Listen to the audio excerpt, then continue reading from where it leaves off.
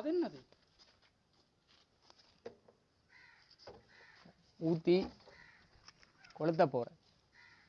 என்ன நீ இந்த கதை பேச்சு? நாங்கள் இல்லையே உனக்காண்டி. இதில் தக்கனில் வாரேன். வந்தான் ஃபீல் பண்ணுற மாதிரி கதைச்சான். பிறகு இதெல்லாம் சொன்னான்.